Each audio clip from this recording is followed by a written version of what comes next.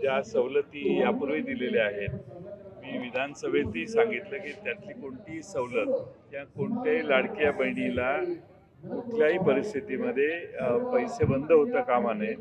ज्या काही निकष लावायचे ते इथून पुढं ज्या नवीन बहिणी ॲड होतील त्यांना लावाव्यात.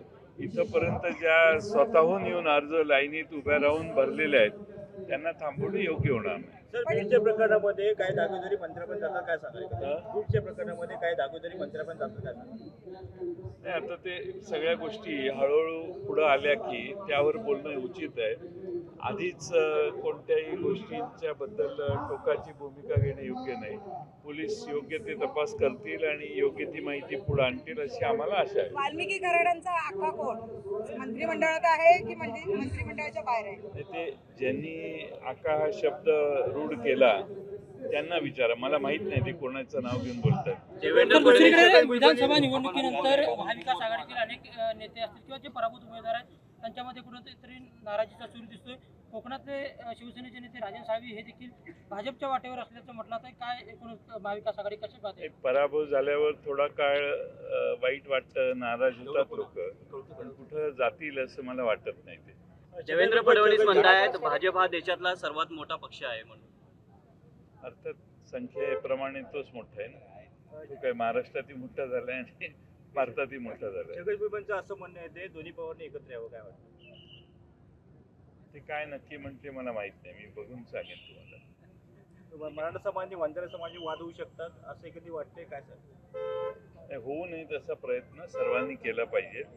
कुठेही टोकाची भूमिका जातीसाठी आणि जातीवरून घेण्यात येऊ नये याची काळजी सगळ्यांनीच घेतली पाहिजे. सर, राज्यात सगळं ऑलवेल आहे, राज्य योग्य पद्धतीने चाललंय असं आपल्याला वाटतं? तुम्ही ठरवायचं. आता आमच्याबद्दल जनतेने निर्णय दिलेला आहे, त्यामुळे आता तुम्ही ठरवायचं. कारण जनतेने एका बाजूने एवढ्या मोठ्या प्रमाणात कौल दिलेला आहे, त्यामुळे आता जे राज्य करणारे आहेत त्यांच्या काही काळ गेल्यानंतर कळेल. आता कालच निवडणुका झाल्या आणि आज आपण जर विचारलं तर आम्ही निवडणुकीत आमचे विचार मांडलेलेच आहेत.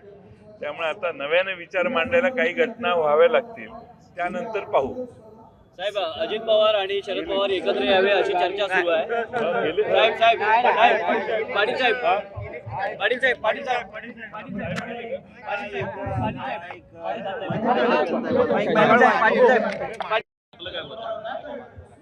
मी त्याच्यावर काही मत व्यक्त करणं योग्य नाही.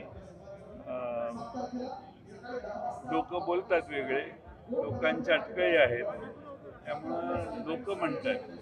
माझं त्याच्यावर काही मत नाही. सर, राष्ट्रवादीत फूट पडल्यानंतरचे भुजबळ साहेब सर आणि अतिशय चांगल्या दर्जाचं प्रदर्शन या ठिकाणी आमचे प्रशांत यादव यांनी उभं केलेलं आहे. 9 तारखेपर्यंत चालणार आहे. त्याचा लाभ कोकणातल्या आणि खास करून रत्नागिरी जिल्ह्यातल्या सगळ्यांनी घेतला पाहिजे. अतिशय आधुनिक अशा व्यवस्था या ठिकाणी दाखवण्यात आलेल्या आहेत. शेतीचे नवे प्रयोग दाखवण्यात आलेले आहेत. देश विदेशातील प्रत्येक घडामोडींचे लाईव्ह अपडेट मिळवण्यासाठी आता साम टीव्हीच्या सर्व सोशल मीडिया प्लॅटफॉर्मला लाईक, फॉलो आणि सबस्क्राईब करा. तसंच सर्व नोटिफिकेशनसाठी बेल आयकॉन प्रेस करायला विसरू नका.